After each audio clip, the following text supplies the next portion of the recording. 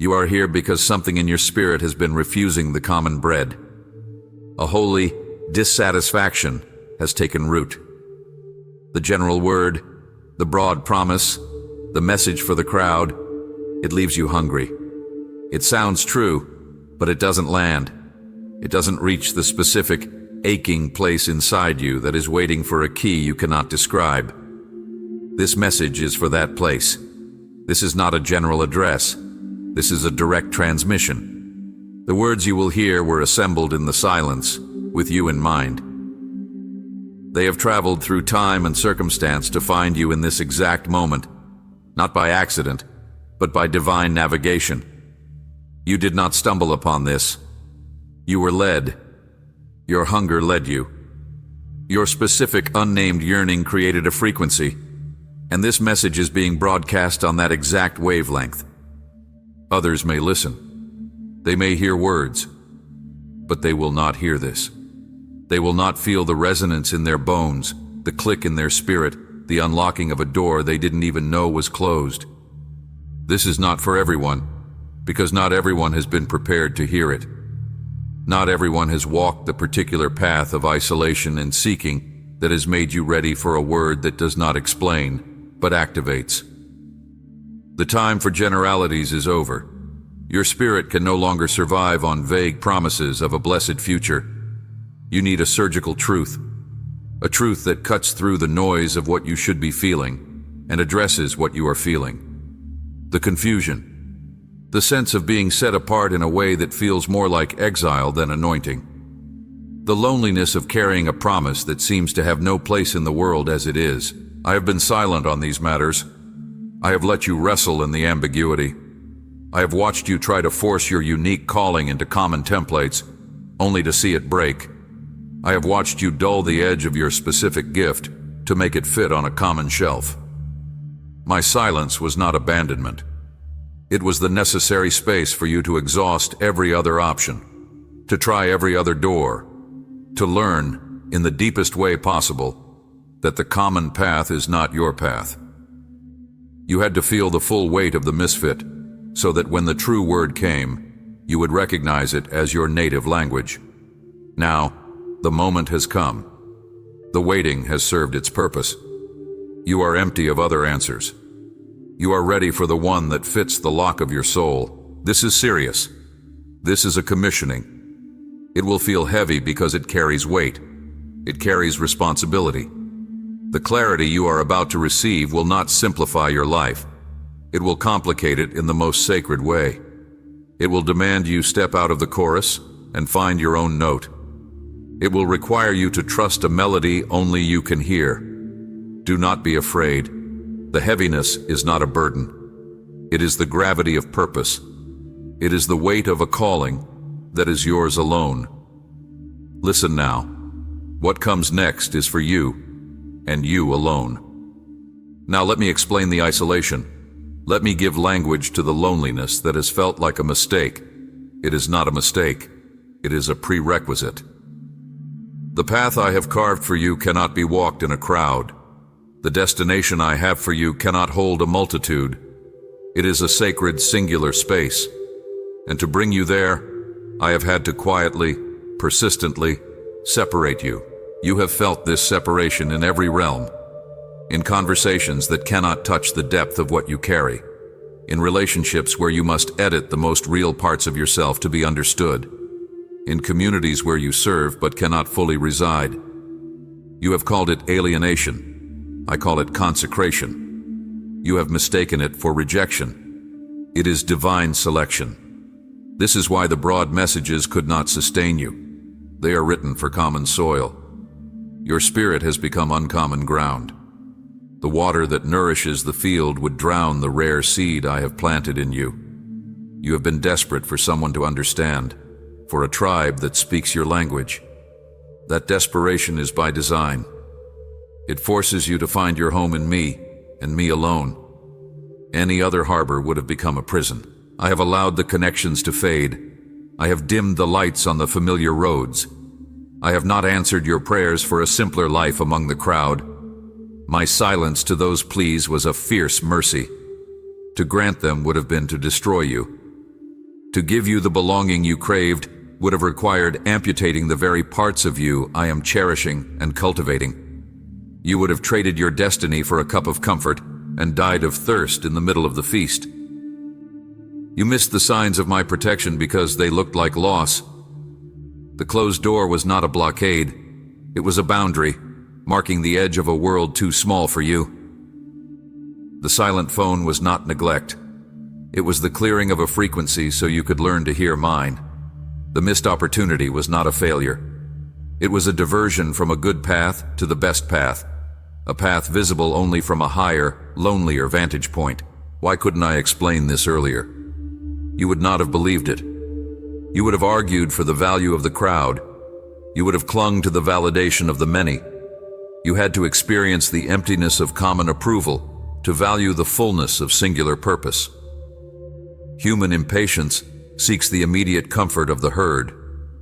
Divine timing requires the patient fortification of the solitary heart. Now, you are ready. The hunger has done its work. The loneliness has hollowed out a space in you vast enough to contain the vision I am about to impart. That hollow ache is not your enemy. It is the mold. It is the precise negative space that the positive shape of your calling will now fill. Do not resent the path that brought you here. Every step of isolation was removing a layer of a false identity, the identity that needed to be liked, understood, celebrated by the many. I am not calling you to be unknown. I am calling you to be known truly. And to be known truly, you must first be known by me, beyond the noise of any other voice. The feeling of being a stranger everywhere you go. That is the feeling of a homeland preparing to recognize you from a great distance. You are not from here. You are passing through on assignment. And the assignment requires a certain detachment from the scenery. From this place of separation, clarity is born. Look out from this height. Tell me what you see. This is where the confrontation deepens. This specific word, this unique calling, will require you to sacrifice a god, not a statue of wood or stone, the god of consensus, the idol of collective approval. You have been worshiping at this altar without even knowing it. You have checked your thoughts against the group. You have measured your dreams by their practicality in the eyes of reasonable people. You have censored your most holy impulses because they seemed too strange, too intense, too singular. You have offered your authenticity as a sacrifice to be accepted, and in return, you received a hollow validation that has left you starving. I am here to tear that altar down. The truth I bring is for you, and it will not be validated by the committee. There will be no majority vote. No council will sanction it. In fact, if you require the agreement of the sensible, the approval of the mature, the blessing of the established, you will never take the first step. They will call it foolish. They will call it a risk. They will, with love in their eyes, try to pull you back to the median, to safety. I am not calling you to safety. I am calling you to obedience. And in this season, for you, obedience will look like a form of holy madness to anyone who does not carry your specific blueprint. This is the inner transformation before any external change can hold. The death of the need for external validation. The death of the fear of being misunderstood. The death of the craving to have your path make sense to anyone but me. I have been orchestrating this death in the silence. Every time you shared a deep thought and received a blank stare, I was there. Every time you felt the sting of being labeled too much or intense, I was marking the boundary between your spirit and theirs. Every time you tried to shrink and you felt your soul revolt, that was me, resisting the diminishment. You thought these were social failures. They were spiritual drills, exercises in learning to stand alone, so you would be strong enough to stand for what matters. Why couldn't it be explained? If I had told you years ago, you must become impervious to human opinion, you would have tried to achieve it as a spiritual achievement. You would have added it to your list of virtues to master. It cannot be mastered. It can only be forged in the fire of repeated exposure. You had to feel the burn of misunderstanding, the chill of loneliness, the ache of invisibility, until your spirit finally cried out, "Enough! If I am to be unseen, let me be unseen by them and fully seen by you. If I am to be misunderstood, let me be misunderstood by all but you." That cry was the turning point. That was the sound of the altar cracking. Now, I am giving you a new plumb line. It is not the shifting standard of culture or even religious expectation. It is the internal, unwavering witness of my spirit, agreeing with your spirit. You will learn to know truth, not by how it sounds in the room, but by how it resonates in the sanctuary I have built within you. This is the clarity that brings no fear, only a strange, solid peace. It is the peace of a decision that is not yours, but ours. The warning mixed with mercy is this: the path ahead will feel, at times, like you are abandoning your senses. You will question your own sanity. You will long for the simpler, heavier yoke of common sense. That is the final ghost of the old God, crying out for one more offering. Do not give it. The mercy is this: I will send moments of confirmation so profound, so intimate, so perfectly timed, that they will sustain you through 1,000 doubts. They will not be public. They will be for you alone. A whisper, a symbol, a sudden, inexplicable knowing that arrives like a bolt of quiet lightning. These are my tokens, my secret handshakes with you on the path. You are being untethered from the dock. The open sea looks like chaos. But I am the sea, and I am the path. You are not sailing away from safety. You are sailing into your nature. Now we enter the quiet core of the matter. The reason for the separation, the death of consensus, the lonely clarity. It has all been to recover a sound, a specific frequency I embedded in you before time, a note that is essential to the song of this age, and you are the only instrument designed to play it. Others have tried to mimic it.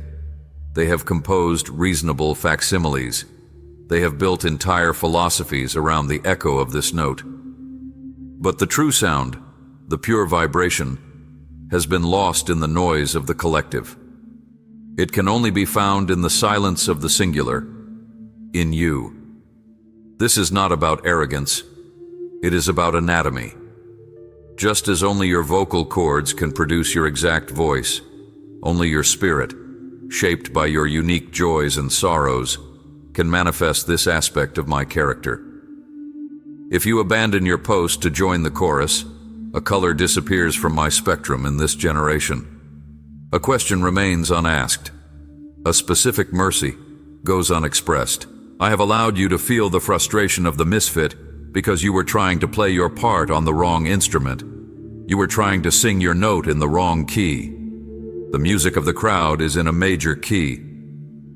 The song I have given you often resides in a minor one, a richer, more complex tonality that speaks of depth, of longing, of a beauty that is not obvious but must be discovered. You thought the dissonance you felt was a sign you were out of tune. It was a sign you were in a different song entirely. This is the truth that brings clarity, not fear. Your loneliness is not a symptom of being left out. It is the condition of being drafted. You are not on the sidelines. You are on a specialized, covert mission that requires you to travel light, move quietly, and operate on a need-to-know basis. And right now, you need to know this. The world's applause would be a distraction. Its understanding would be a dilution. Its acceptance would be a cage. I have been quiet about the details of this mission because revelation unfolds in pace with obedience. If I had shown you the full picture at the start, you would have been paralyzed by its scope or seduced by its glory. You would have focused on the destination and despised the daily, humble steps of the journey. You would have tried to jump ahead, and you would have missed the foundational lessons written in the dust of the back roads I am leading you down. Divine timing is not a delay of the promise. It is the precise cultivation of the prophet who can carry it without crumbling. Your human impatience has been crying for the what. My spirit has been meticulously preparing the who, the you, who can handle the weight of the answer to your own prayers. So the endings you have mourned, the relationships, the opportunities, the old versions of yourself, were not tragedies. They were necessary subtractions. Each one carved away a piece of the stone that was hiding the sculpture. You are the sculpture, and I am the sculptor. The chisel has felt cruel. The process has been dark, but the form is now emerging. And it is time for you to see, not the fragments on the floor, but the beauty of what is being revealed. You are not being prepared for a purpose. You are being revealed as a purpose. The next step is not a task. It is an unveiling. Now, feel the solid ground forming beneath your feet. It is not the ground of popular opinion. It is not the shifting sand of trend or tradition. It is the bedrock of a singular, unshakable fact. I have chosen you for this. Not because you were the best candidate, but because you were the specific one. This is not a performance review. This is a designation, a sovereign selection. The calling on your life does not answer to the logic of resumes or the politics of influence. It answers only to the mystery of my will. And my will has always, from the beginning, contained your name written in a context no one else could fill. This truth must settle into the marrow of your bones. It must become the air you breathe. The moment you truly accept it, a fundamental transfer of authority will occur. You will stop looking sideways, comparing your journey, measuring your progress against the milestones of others. Their path is not your benchmark. Their approval is not your compass. Their rejection is not your verdict. I saw you, in the secret place where you nursed your private shame, the shame of not fitting, of always being the exception, the odd one. You thought it was a flaw. I was cultivating a feature. The very thing you tried to hide, to soften, to apologize for, is the precise mechanism I will use. Your sensitivity is not a weakness. It is a receiver tuned to frequencies others ignore. Your intensity is not a burden. It is the power source for a work that requires relentless focus. Your inability to be satisfied with surface answers is not a character defect. It is the drill bit that will reach the deep water I have destined you to find. This is the warning, mixed with mercy. The road ahead will demand you use these very traits the world told you to suppress. There will be moments you will feel exposed, your strange-shaped spirit fully visible, with no common template to hide behind. The enemy will amplify every whisper that ever told you to be smaller, quieter, simpler. He will send messengers of doubt dressed in the robes of wisdom, advising you to be more reasonable. The mercy is this. In that moment of exposure, you will also feel my hand on your shoulder. You will hear my voice in your ear, not as thunder, but as a steady, familiar whisper. This is why I made you this way. This is the moment your difference becomes your deliverance. That confirmation will be your shield. It will be enough. You are moving from a life of explanation to a life of demonstration. You will stop trying to convince people of your calling with words. You will begin to embody it with your being. The proof will not be in your argument, but in your authenticity. The fruit will not be in your eloquence, but in your obedience. And from that obedience will flow a authority that cannot be argued with, only witnessed. The time for hiding in the crowd is finished. The season of seeking permission is over. You are being summoned to the front of your own life, not to shout, but to stand. Simply stand in the full, unapologetic truth of who I have made you to be. The standing itself is the message. Now hear the final word. The transmission is complete. The frequency is locked. This message has found its target, and its target is you. You will leave this place different. Not because you have learned something new, but because you have remembered something ancient.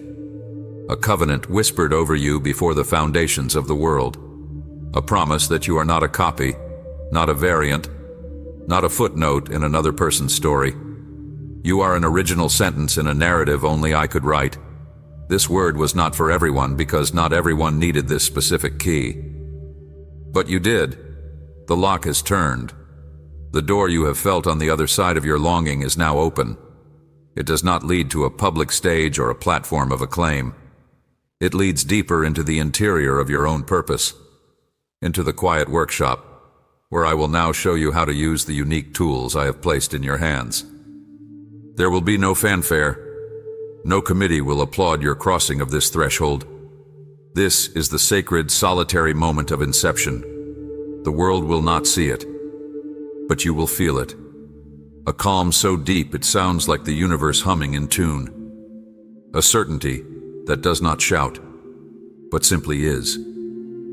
This is the peace of the assigned, the calm of the one who has finally received their orders and knows beyond all doubt that they are in the right place, at the right time, for the right reason. From this day, you will interpret your life through a different lens. The past rearranges itself. Every rejection was a redirection. Every period of silence was a classroom. Every instance of not fitting was me, carefully pulling you out of a mold that would have held you captive. The narrative of your life is no longer a series of random events searching for a theme. It is a coherent, deliberate, and masterful progression toward this moment of recognition. You are not becoming someone new. You are meeting who you have always been in my sight. Go now. Carry this knowing. It is your sustenance and your shield.